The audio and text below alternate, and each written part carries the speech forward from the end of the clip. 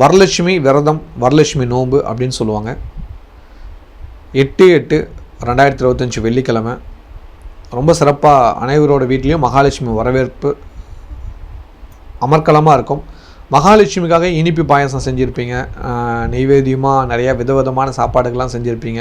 அவங்களுக்கெல்லாம் என்னோடய வாழ்த்துக்களை சொல்லிக்கிறேன். அதே போல் மகாலட்சுமியை வரவேற்கக்கூடிய ஒரு முக்கியமான நாள்னால் வரலட்சுமி நோன்பு. எல்லார் வீட்லேயும் மகாலட்சுமி வழிபாடு பண்ணி 4 பேர்த்துக்காவது தானம் பண்ண சொல்லுவாங்க. குறைஞ்சபட்சம் ஒரு 8 பேர், அதிகபட்சம் 16 பேருக்காவது பண்ணலாம். அதுக்கு மேலே எவ்வளோ நாளும் பண்ணிக்கலாம். நான் சொல்கிறது ஒரு லிமிட்டு. மறக்காமல் தான தர்மங்கள் பண்ணுங்கள், நல்லதுகள் நிச்சயம் நடக்கும், மகிழ்ச்சிகளுக்கு பஞ்சம் இருக்காது. நம்ம ஸ்ரீ ஸ்ரீ அதிர்ஷ்டலட்சுமி திருக்கோவிலில் வரலட்சுமி அன்று திருக்கோவிலுக்கு வரோம் அனைத்து பெண் பக்தர்களுக்கும் கோமதி சக்கரம் இலவசமாக கொடுக்குறோம்.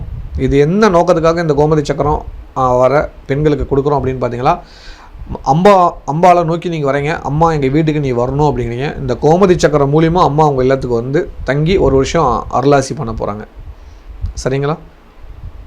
மிக சக்தி வாய்ந்த கோமதி சக்கரம் மகாலட்சுமி பாதத்தில் வைத்து பூஜித்து உங்களுக்கு நாங்கள் எடுத்து தருகிறோம். சந்தோஷமாக வந்து வாங்கிக்கோங்க. வருகிற ஒவ்வொரு சுமங்கலி பெண்களுக்கும் கோமதி சக்கரம், மஞ்சள் குங்குமம், தாலிக்கயிறு, வளையல் கொடுக்கப்படும். சரிங்களா? இது அம்மா, அதாவது இது எப்படி நீங்கள் புரிஞ்சுக்கணும்னா, மகாலட்சுமி தாய் தன்னோட மகளுக்கு கொடுக்கறதா புரிஞ்சு நீங்கள் வந்து பெற்றுக்கோங்க. இது வருஷத்தில் ஒரு முறைக்கு நடக்கக்கூடிய முக்கியமான நிகழ்வுகள். இது மகாலட்சுமி அம்சமாக நடக்குது. தெய்வம் மனித ரூபத்தில் வந்து தகவல் கொடுக்கும். மகாலட்சுமி உங்கள் இல்லத்துக்கு வரேன்னு உத்தரவு கொடுத்துருக்காங்க. வந்து பெற வேண்டிய பொறுப்பு உங்கள்கிட்ட இருக்குது.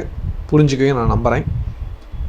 இந்த கோயில் எங்கே இருக்குதுன்னா, சேலம் மாவட்டம் எடப்பாடி வட்டம் கோரணம்பட்டி கிராமத்தில் இருக்குது.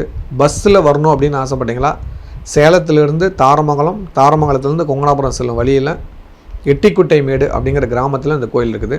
கீழே இருக்கிற நம்பருக்கு லொக்கேஷன் போட்டிங்களா, உங்களுக்கு நான் லொக்கேஷன் அனுப்பிச்சி விட்றேன். மறக்காமல் வந்து வாங்கிக்கோங்க. ஏன்னா இந்த தகவல் நான் சொல்லலை, மகாலட்சுமி உங்களை அழைக்கிறாங்க.